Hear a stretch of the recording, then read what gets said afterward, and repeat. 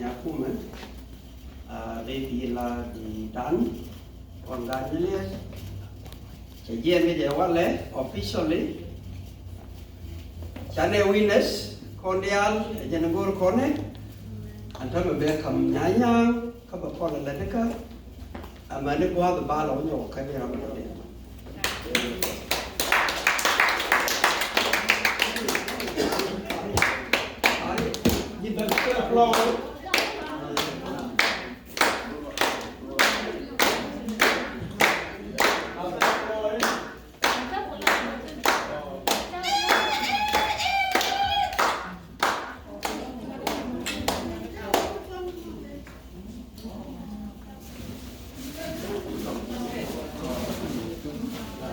Jadi kakak dokumen ini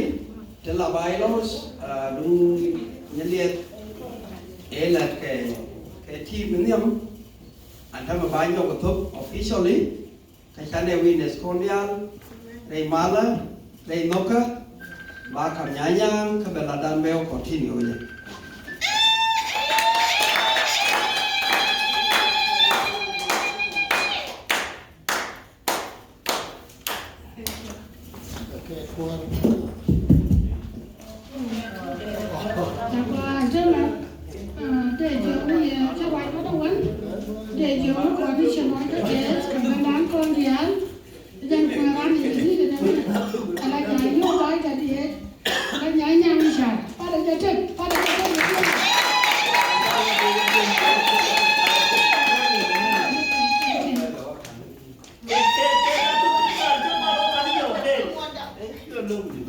Gua thằng nó ba là có phần phải nhớ